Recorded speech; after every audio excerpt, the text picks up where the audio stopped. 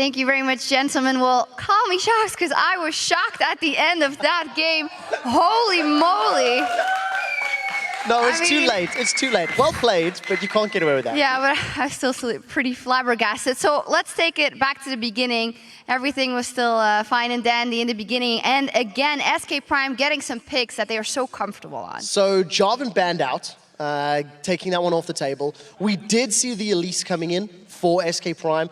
And these teams are just mental. The kills and the fights and the aggression was non-stop for the entirety of that game.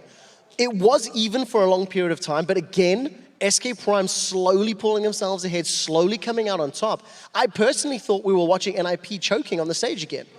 They've done it so many times in these Challenger finals, but they pulled it out the end.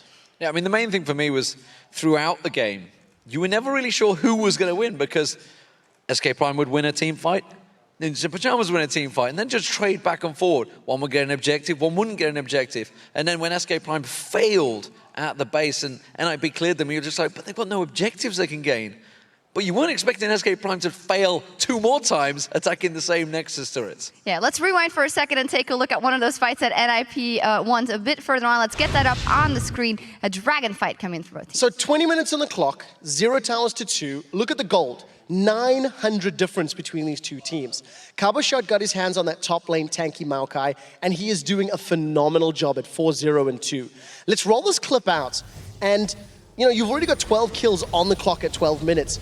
Ko played Vi, which is something we didn't touch on just yet. It's not a mechanically intense champion, and it's something that I'm still surprised he ended up working out for. A great ultimate from EpicSkillshot sets EpicSkillshot up to get some kills, and NIP not only grabbed themselves 4 at the end of the fight, they pick up Dragon as well. This was one of those fights that D-Man was talking about where NIP had won it.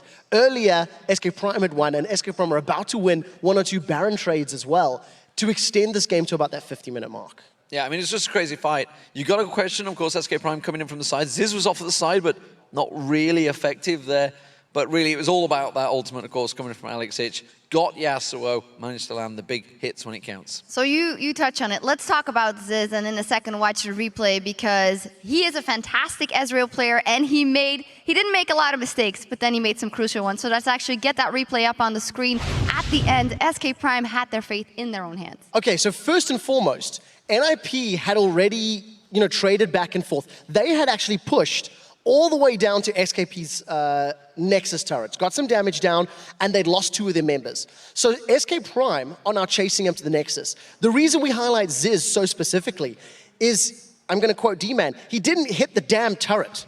Let's roll this clip out and take a look how SK Prime are going to be prioritizing the champions over the objectives. Yes, you do have the threat of EpicSkillshot as well as Freeze to deal with, and the wind wall was blocking your projectiles, but all of a sudden, SK Prime, they're splitting targets. They're not even focusing the same champions. Focus Ziz. All of those auto attacks, they've only just turned to the tower now. Look, everybody else is at the turret, apart from him, who's randomly chasing someone onto the fountain instead of hitting the turret. Watching this replay, I counted 4 auto attacks thrown to champions that could have been on towers. And because of the fact that SK Prime had spent all of their time trying to focus champions split up, it meant they ended up losing this fight, getting aced, and losing the game. You need to focus objectives in a 47-minute match. When you're going all in, yes, you've gone ham for 47 minutes. Focus on objectives. That's what counts, not 27 kills. Not just any objective. The irony is, like, at the end there, clearly they just said, hit the Nexus, hit the Nexus, hit the Nexus. Too late. You could have done that 20 seconds before instead of chasing people onto the fountain. Hit the turret, hit the Nexus, finish the game. Done deal. Whew. It was intense. It was really intense. You can tell by our energy. I cannot imagine. I was annoyed by that loss. I don't know about SK Prime fans. I was annoyed watching that. I was just thinking, what are they doing? You don't get annoyed I don't know what they're going to feel, though, because, yes, SK Prime lost that game, but it was hell of exciting. It was very energetic. And it's going to depend on who can calm their adrenaline down, probably between ourselves as well, to focus themselves for this 3rd and final deciding match. Yeah, I mean, you just look at the 2 last games, both high-scoring kills, no doubt about it. This game will be action-packed. Everything on the line now. It's fantastic to watch. And now we've got to take another quick break, but there will be European Challenger champion to crown after deciding Game 3 coming up shortly.